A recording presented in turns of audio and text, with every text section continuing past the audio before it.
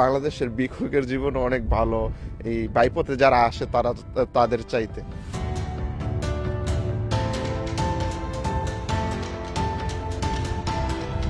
এত টাকা খরচ করে আইছি, এখন ব্যাক করতেও মানে মানে মনে কত টাকা খরচ হয়েছে আপনার? ওই 10 লাখের মতো চলে গেছে।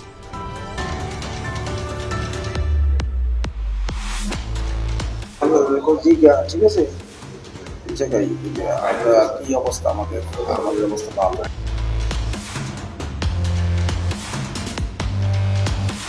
15 বছর বাহিরে থাইকেছে, দেশে ওরকম কিছু করতে পারতো না, এই জন্যই তো গেছিল, যে সন্তানদের কথা চিন্তা ভাবনা করেই তো গেছিল।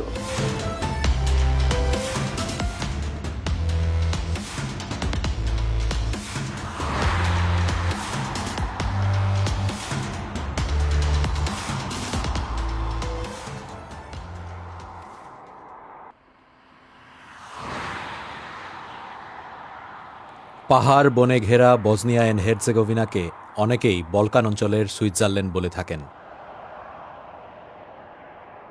শীতের সকালে বরফে ঢাকা এই শান্ত জনপদ আরও একটি নামে পরিচিত, ইউরোপের প্রবেশদ্বার। পাশের দেশ ক্রোয়েশিয়া ইউরোপীয় ইউনিয়নের সদস্য, ফলে নানা দেশ থেকে আসা অভিবাসীদের কাছে বসনিয়ার এই সীমান্ত অঞ্চল যাত্রাপথের শেষ বিরতি। সীমান্ত থেকে মাত্র কয়েক কিলোমিটার দূরে জঙ্গলে ঘেরা লিপা ক্যাম্প। কাগজে কলমে এটিকে বলা হয় সাময়িক অভ্যর্থনা কেন্দ্র। 2 বছর আগের যে পুরনো ক্যাম্প ছিল সেটিতে আগুন ধরে যায় এবং প্রায় পুরো ক্যাম্পটি বিধ্বস্ত হয়ে যায়। সেটির পরিবর্তে এখন এই নতুন একটি ক্যাম্প গড়ে তোলা হয়েছে। গত নভেম্বর মাসে এটি চালু করা হয়েছে এবং এখানে উন্নত বিভিন্ন ব্যবস্থা অভিবাসীদের জন্য রাখা হয়েছে। প্রায় 300-র মতো অভিবাসী এখন আছেন এবং 3টি জোনে এটিকে ভাগ করা হয়েছে। একটি জোনে আছেন যারা আনএকম্পানিড মাইনর, যাদেরকে বলা হয়, অর্থাৎ অপ্রাপ্তবয়স্ক, যাদের সাথে আর কেউ নেই, তাদেরকে রাখা হয়েছে একটি জায়গায়। আমাদের পেছনে যে জায়গাটি দেখছেন, এই জোনটিতে আসলে যারা পুরুষ আছেন, সিঙ্গেল মেন যারা, তাদেরকে এখানে রাখা হয়েছে। আর ফ্যামিলি অর্থাৎ পরিবার সহ যারা আছেন তাদের জন্য আরেকটি জোন আছে।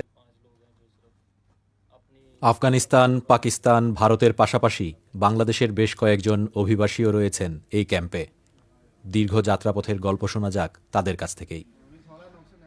বাংলাদেশ থেকে দুবাই, দুবাই থেকে ইরান, ইরান থেকে তুর্কি, তুর্কি থেকে গ্রিস, গ্রিস থেকে ম্যাকদোনিয়া, ম্যাকদোনিয়া থেকে সার্বিয়া, সার্বিয়া থেকে বসনিয়া, বসনিয়াতে এখন আছি, আর স্লোভেনিয়া করে সে তো আছি।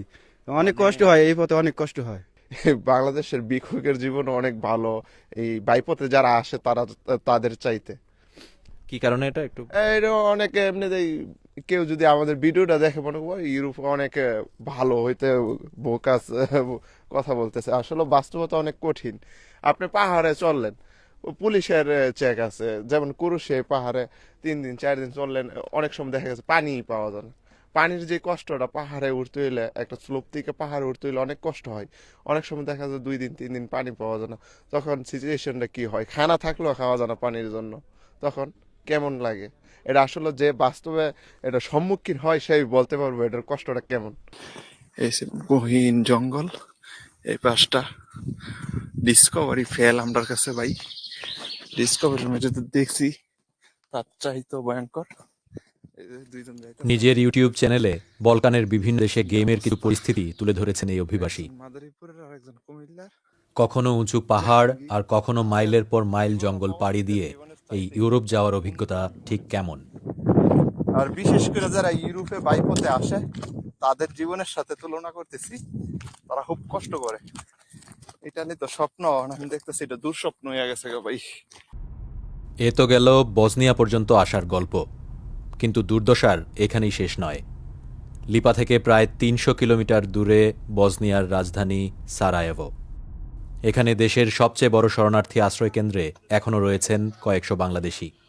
অভিবাসীরা অনিয়মিত পথে সীমান্ত পাড়ি দিয়ে ইউরোপীয় ইউনিয়নে ঢোকার নাম দিয়েছেন গেম। নিরাপত্তা বাহিনীর চোখ ফাঁকি দিয়ে সীমান্ত পাড়ি দেওয়ার এই গেম কতটা বিপজ্জনক শোনা যাক অভিবাসীদের কাছ থেকেই। পুলিশ চলে আসছে, আর সবাই যখন পুলিশের এই আসতে বুঝতে পারছে, তখন সবাই মানে পালিয়ে গেছে। তো আমিও তো তখন পালিয়ে যেতে চাইছিলাম, তখন আমি আর পালাতে পারিনি, তখন আমি হুচট খেয়ে পড়ে যাই। পুলিশে বলতেছে তোমরা এখানে এদিকে অবৈধভাবে এই অনুপ্রবেশ করো কেন, এরকম বলে একটু বলতে হাতে একটু লাঠি ছিল, এটা দিয়ে কিছু টর্চার করছে, পিটিএসে। তারপরে একে তো আমি হুচট খেয়ে পড়ে যাই, তারপরে যখন তাদের এই টর্চারের শিকার হয়, তখন আমি প্রথমে বুঝতে পারিনি আমার পাটা সত্যি ভেঙে গেছে, তখন দেখলাম হাত আস্তে আস্তে পাটা মানে এভাবে মানে ফুলে যায়। আমরা যাওয়ার পরে তারা যে বিটিআর আর্মি ধরার পরে মনে করো যে পুলিশ যে খালাগুলো বাহিনী যে মুখোশ লাগাইয়া তারাও অনেক টর্চার করে মারে, অনেকে মারে না, অনেকে বহুত প্রচুর নরফুসুর লাগান মারে। অভিবাসীদের ওপর নির্যাতনের এই চিত্র উঠে এসেছে আন্তর্জাতিক অভিবাসন সংস্থার সাম্প্রতিক এক প্রতিবেদনেও। বসনিয়ায় বিভিন্ন দেশের অভিবাসীদের ওপর চালানো জরিপে দেখা গেছে প্রতি 3 জনে 1 জন কোনো না কোনোভাবে নির্যাতনের শিকার হয়েছেন। অভিবাসীর সংখ্যার হিসেবে দেশটিতে পাকিস্তান, আফগানিস্তান ও ইরানের পরই বাংলাদেশের অবস্থান। We are continuously raising those concerns in every key fora of relevance, such as, for instance, meetings of border police officials, meeting of key chief investigators, meeting of key prosecutors, and we are raising this issue. To be noted, though, that the perpetrators, as indicated by the migrants, are not just exclusively border guards and police officers at borders, but are a series of other actors that they encounter along the road. So actually there is a joint responsibility of all the actors across the road, across the route, in terms of possible involvement and being aware of episodes and being in need of reporting them. So definitely we do raise the bar as much as possible, and we are planning also to do a similar qualitative research across all of the Western Balkans. For now, we've done it only for BIH, for Bosnia and Herzegovina. Bangladesh থেকে প্রায় 7,000 kilometre দূরে আদ্রিয়াটিক সাগর পাড়ের এই অঞ্চলে Bosnia ছাড়াও রয়েছে Montenegro, Albania, north Macedonia, Kosovo এবং Serbia. এই 6 দেশ পরিচিত পশ্চিম বলকান অঞ্চল নামে। এই দীর্ঘ পথ পাড়ি দিতে কারো কারো লেগে যায় কয়েক বছর। ফেসবুকে আইছে ওমান তো ইরানে ঢুকছি, এরপরে আইলাম তুর্কি, এরপরে গ্রিস, এরপরে মেকডোনিয়া, সার্বিয়া, বসনিয়া, ক্রোয়েশিয়া। কত বছর লাগলো এইটুকু? আমার সকলটায় 2 বছর হয়ে যার। বসনিয়া আমারও গেছে 2 বছর। কতবার চেষ্টা করছেন? গেম মারছি 20-22টা আমার দিছি গেম মাইরা, ক্রোয়েশিয়া, সার্বিয়া গিয়া ধরা খাই দেয়।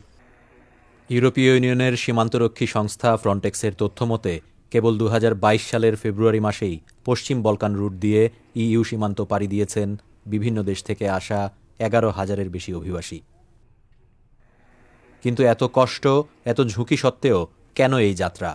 নিজের দেশে চাকরি বা ব্যবসা করে কি ভালো থাকা যেত না? আমার মতো অনেক মানুষই বাংলাদেশে বড় বড় ডিগ্রি নিয়ে করতেছে, চাকরি হয় না। যাদের মামা খালু আছে তারাই চাকরি পায়। ঠিক আছে, আমি আপনার এসএসসি পাস করার পর পুলিশের জন্য অ্যাপ্লাই করছিলাম, 10 লাখ টাকা চাইছে, কোথা থেকে চাকরি পাবো? আমাদের দেশের যে অবস্থা, এখানে মানে শিক্ষিত অনেক বেকার আছে, অনেক শিক্ষিত ওই বেকার পড়ে আছে। আমার সাথে ফ্রেন্ডগুলো এখনো বেকার, তারা বলতেছে তুই যাই হোক একটা জায়গায় গেছে, তখন একটা যাওয়ার সম্ভাবনা আছে। এখন আমরা পরীক্ষা দিতে দিতে আমরা এত টায়ার্ড হয়ে গেছি, এখন আর পরীক্ষার নাম শুনলেই ভয় পাই, এরকম হয়েছে। আমি নিজে আমি 38তম বিশেষ পরীক্ষা দিয়ে এখানে আসছি।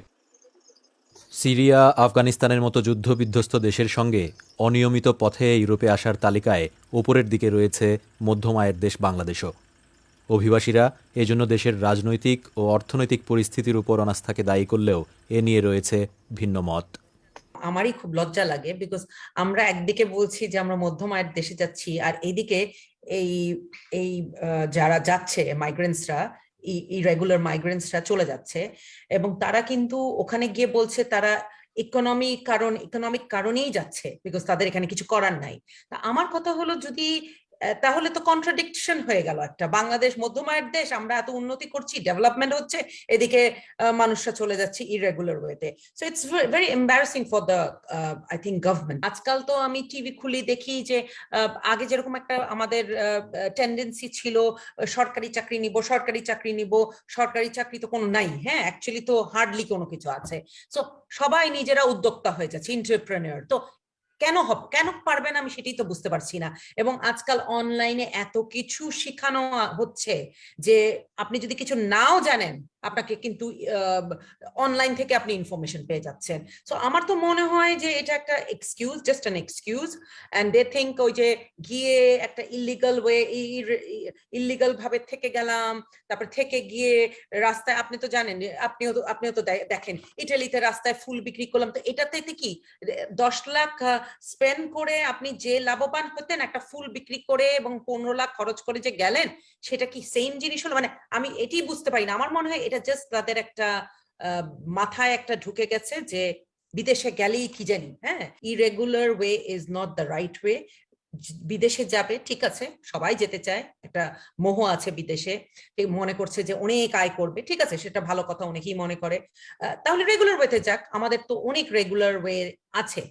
বসনিয়া এবং সার্বিয়া সীমান্তে দ্রিনা নদীর পাড়ে অবস্থিত ছবির মতো সুন্দর এক শহর স্ফর্নিক। নদীটির এক পাশে বসনিয়া, অপর পাশে সার্বিয়া। ছোট্ট এই স্ফর্নিক শহরে একটি নির্মাণ প্রতিষ্ঠানে কাজ করছেন বেশ কয়েকজন বাংলাদেশি। বাংলাদেশ থেকে কাজের চুক্তি নিয়েই এখানে এসেছেন তারা। বসনিয়া যখন ইউরোপগামী অভিবাসীদের একটি অন্যতম রুটে পরিণত হয়েছে, তখন বিপরীত চিত্র এই স্ফর্নিক শহরে। এখানকার কর্মীরা বসনিয়াতেই তাদের ভবিষ্যৎ গড়তে চান। আমি 2004-এ সৌদি আরবে গেছিলাম, ওখানে যে কাজ করছিলাম, ওখানে যে কাজটা ওখানে আমার গরমের জন্য আমার শুট করতো না, যার জন্য আমি দেশে চলে গেছি 5 বছর পর। তারপর যে আমি শিক্ষকতা করছি কয়েক বছর, করার পরে এখানে আমি একটা ভালো অফার পাইছি মইনের মাধ্যমে। তারপরে আমি এখানে আসছি আমি 3 বছর হয়, তো আমার আর 2 বছর লাগবে এখানে সিটিজেনশিপ পাইতে। তো সিটিজেনশিপ পাওয়ার পর আমার খেয়াল আছে আমি একটা ব্যবসা বাণিজ্য খুলবো। প্রকল্পটিতে এখন কাজ করছেন 18 জন বাংলাদেশি নির্মাণকর্মী।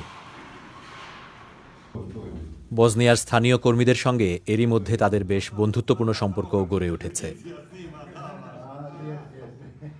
কিন্তু বলকানের দেশগুলোতে কাজের সুযোগ আসলে কতটুকু?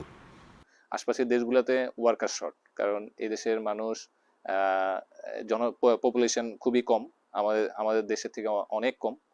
আর সেক্ষেত্রে যারা ইয়াং জেনারেশন আছে, যারা এডুকেটেড পার্সন, তারা দেখা গেছে বিভিন্ন অন্যান্য ইউরোপের আশপাশের দেশগুলোতে জবে চলে যায়। তো সেক্ষেত্রে এই দেশের ইন্ডাস্ট্রি এবং এই দেশের আপনার কর্মী যে সেক্টরটা, এই সেক্টরটা খুবই দুর্বল হয়ে গেছে। তো সেক্ষেত্রে আমরা চাচ্ছি যে এটাকে আমরা কাজে লাগানোর জন্য, যাতে আমাদের গুড রেপুটেশন দিয়ে যাতে আমরা এই ফিল্ডটা ধরে রাখতে পারি। এবং হয়তো আজকে আমাদের বসনিয়া নিয়ে শুরু হয়েছে, ইন দ্য ফিউচারে হয়তো আমাদেরকে দেখলে হয়তো ক্রোয়েশিয়া, সার্বিয়া, বসনিয়া বা স্লোভেনিয়া, ওইসব দেশগুলো হয়তো আমাদের ইন দ্য ফিউচারে আমাদেরকে হায়ারিং করবে। কিন্তু চাকরি নিয়ে এলেই যে পরিস্থিতির উন্নতি হবে এমনটা নাও হতে পারে। কেন, সেটা জানতে যাওয়া যাক নদীর ওপারে সার্বিয়ায়। সার্বিয়ার কিকিন্দা শহরের কয়েক কিলোমিটারের মধ্যেই এক পাশে হাঙ্গেরি, অন্য পাশে রোমানিয়া সীমান্ত। দুটোই ইউরোপীয় ইউনিয়নের দেশ হওয়ায় বসনিয়ায় ব্যর্থ হওয়া অনেকেই আশ্রয় নিয়েছেন সার্বিয়ার এই ক্যাম্পে। সার্বিয়ার এই কিকিন্দা ক্যাম্প পরিচিত বাংলাদেশি ক্যাম্প হিসেবে। এই ক্যাম্পে 600 জন অভিবাসীর মতো জায়গা থাকলেও আগে প্রায় 1000-এর মতো শরণার্থী অভিবাসী ছিলেন, কিন্তু এখন সেই সংখ্যাটি অনেকই কমে এসছে। কিন্তু তারপরও এখন প্রায় 500-র বেশি অভিবাসী এখানে আছেন, এবং এর মধ্যে সংখ্যাগরিষ্ঠ হচ্ছেন বাংলাদেশিরা। সবশেষ তথ্য যতটুকু জানতে পেরেছি যে 285 জন 500-র মধ্যে বাংলাদেশি রয়েছেন। ক্যাম্পে ঢুকতেই এক অভিবাসীকে দেখা গেল চা বিক্রি করতে। ক্যাম্প কর্তৃপক্ষের অনুমতি নিয়েই এই ব্যবসা চালাচ্ছেন বলে জানিয়েছেন তিনি। নিয়মিত পথে চাকরি নিয়ে সার্বিয়া এলেও এখন তার আশ্রয় হয়েছে অভিবাসী ক্যাম্পে। বাংলাদেশে শিক্ষকতা করতাম, শিক্ষক ছিলাম একটা দাখিল মাদ্রাসা। পরবর্তীতে আমি আপনার একটা স্কুল করি, নিজে একটা স্কুল করি, কেজি স্কুল। সেটা প্লে গ্রুপ থেকে 9ম শ্রেণী পর্যন্ত আমি সেখানে করে আসছি। সেটার দায়িত্বে ছিলাম আমি, প্রধান ছিলাম আমি। তো পরবর্তীতে আমি ওই করোনাকালীন জন্য সমস্যার জন্য আমি সার্বিয়াতে চলে আসি। আমি আসলে বাংলাদেশ থেকে এখানে সরাসরি আসছি, ওয়ার্ক পারমিট আসছি।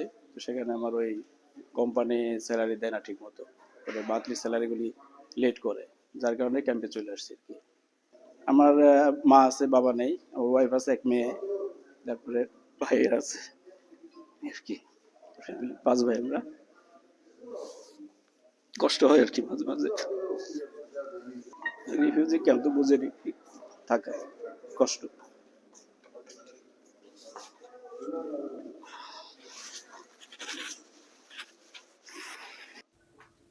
তবে এই ক্যাম্পের সবাই যে এমন কষ্টে দিন কাটাচ্ছেন তা নয়।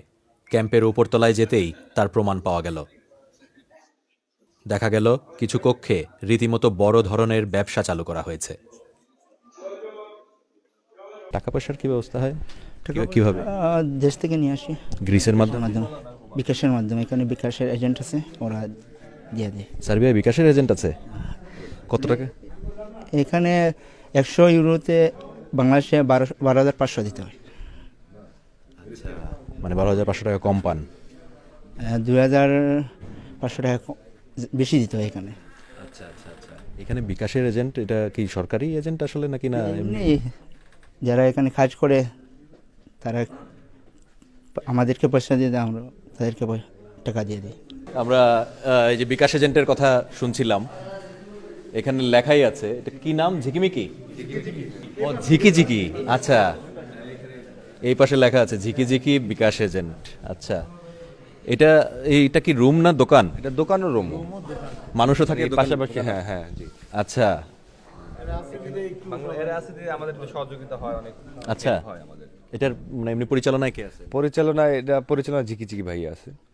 ওনার নামই ঝিকি ঝিকি? হ্যাঁ। উনি কি আছেন এখানে?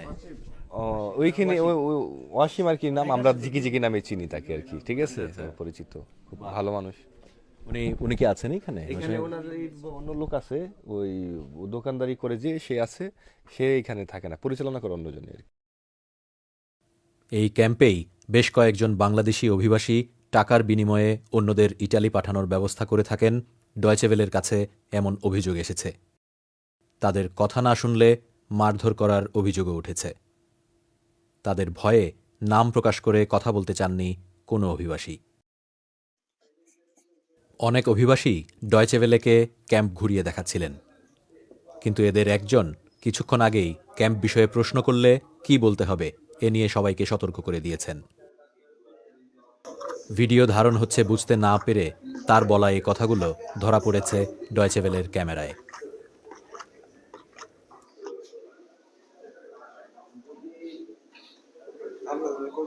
ঠিক আছে,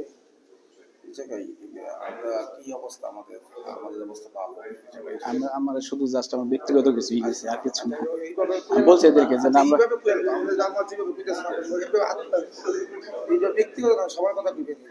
আমরা জিগাইবো, সবাই জিগাইবো। আমি বলে দিছি ভাই, বলছি। এই বিষয়ে তার সঙ্গে যোগাযোগ করা হলে তার ব্যাখ্যাটা ছিল এরকম। ক্যাম্পের কথা যেটা বলছি না, বাঙালি লোক যেটা মানে একটা লোককে আমি বলছিলাম দাদা এইভাবে বলো, কারণ আমি বসনিয়াকে তাই গেছি 4 মাস, 4.5 মাসের মতো। মানে বসনিয়ার অবস্থা বহুত খারাপ, মানে বাঙালিরা কোনোভাবে থাকতে পারে না। ব্যাগটা মাথায় নিচে নিয়ে ঘুমাইলে ব্যাগ নিয়ে যায়, জুতাগুলা মাথার নিচে ঘুমাইলে লুয়ে যায়। ওইগুলোর জন্য কিকিন্দা ক্যাম্পে আমি প্রায় 1 বছর আছি। মানে বসনিয়াতে অনেকগুলো গেম মাসে যেতে পারে না, কিকিন্দা ক্যাম্পে 1 বছর যাবত আছি আমরা। কিকিন্দা ক্যাম্পে দেখা গেছে আমাদের মোবাইলটাও মাঝের মধ্যে ক্রিকেট খেলি, মাঝের মধ্যে রাইখা খেলি, মোবাইলটাও খুব ভালো থাকে, কেউ নেয় না, অনেক ভালো থাকে। তার জন্য আমি ওই লোকের বলছিলাম দাদা কেউ যদি প্রশ্ন করে তাহলে বললেন নতুন লোক আসলে মানে এই কথা বললেন, হ্যাঁ কিকিন্দা ক্যাম্পে এতদিন তো কোনোদিন তো সাংবাদিক আসে না, আজকে সাংবাদিক আসছে। আমাদের বাঙালিরা ভাই এই ক্যাম্পের মধ্যে এবং নিজের গ্রামের মতো আমরা থাকতে পারি, ভালোভাবে চলতে পারি। তার জন্য আমি উনি বলছিলাম যদি প্রশ্ন করে তাহলে আপনি এটা বললে দিয়েন, আমরা কিকিন্দা ক্যাম্পে অনেক ভালো আছি বা সর্বদিক দিয়ে আমরা ভালো আছি। এটাই, অন্য কিছু দাদা অন্যভাবে আমি কোনো কিছু করিনি, এটাই।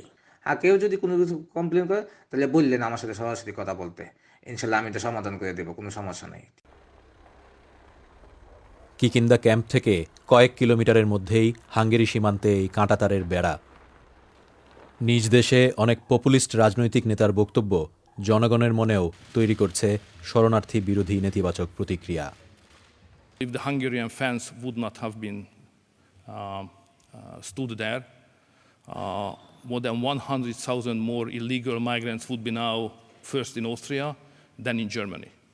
That's the reason why we say that we defend not only Hungary, because they would not like, the majority of them would not like to stay here, they would like rather to move to Austria and Germany. So we defend not just Hungary, but we defend Europe. When I arrived to Bosnia, when Onikic arrived in Bosnia in 2018, people were super nice. Police was super helpful. I will go to the to the company of water and say like, we need water for making showers in a makeshift place, and they will help us. We will pay, of course, but they will help us. But suddenly all this speech that comes from European Union that these people are criminal, they are doing illegal things, they are crossing illegally, they are causing us problems, blah, blah, blah. It also came into Bosnia. And the authorities also changed their view they had to us.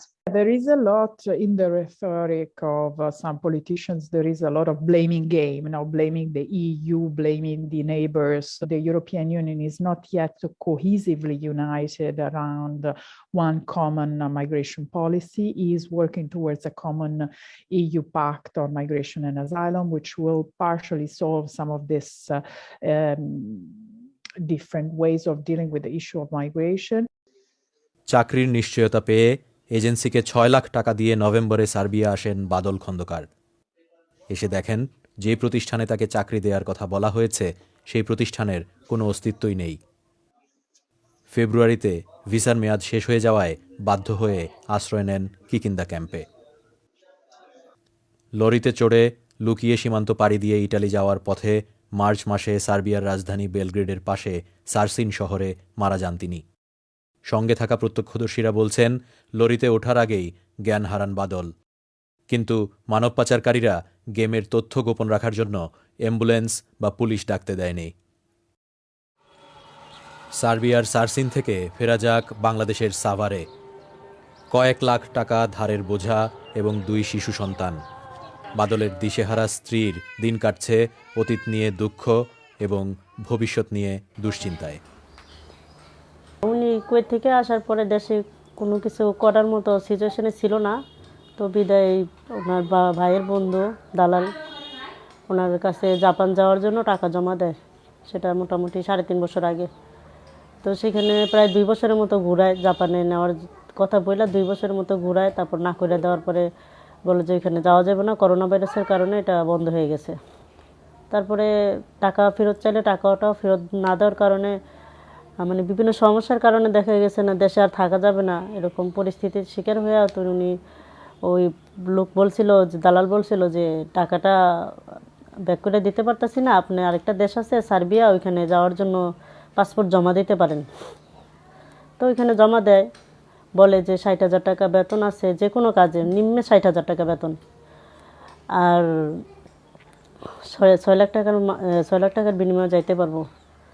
তারপরে এছাড়া আরও বলে যে ওইখানে যাওয়ার পর আপনার যদি ওইটাতে ওই দেশে ভালো না লাগে, আপনি সেনজেনভুক্ত আরও দেশ আছে যেমন ফ্রান্স, জাপান, ইতালি, এগুলো তো আপনি যাইতে পারেন। তো এইগুলোতে যাওয়ার এরকম প্রলোভন দেখায়, আবার বলে যে ওই দেশগুলোতে বৈধভাবেই যাইতে পারবো। তারপর যাওয়ার পর দেখে যে নভেম্বরের 17 তারিখে যায়, ভিসা হয়, তারপরে সব 6 লাখ টাকা দিয়ে নভেম্বরের 17 তারিখে সে ওই দেশে যায়।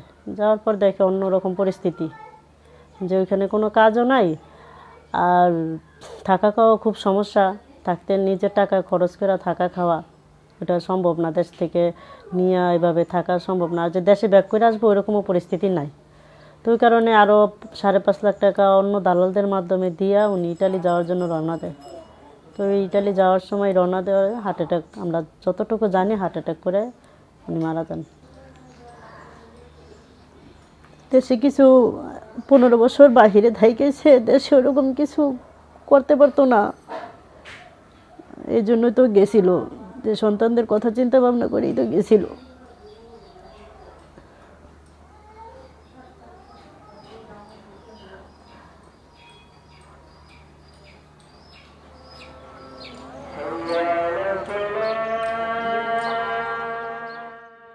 বলকান রুটে 2014 সাল থেকে এখন পর্যন্ত মারা গেছেন অন্তত 255 জন অভিবাসী। 2022 সালের প্রথম 3 মাসেই মারা গেছেন 6 জন। এই অভিবাসীদের কারো মরদেহ দেশে ফেরত আসে, কারো মুখ আর কখনোই দেখতে পান না প্রিয়জনেরা।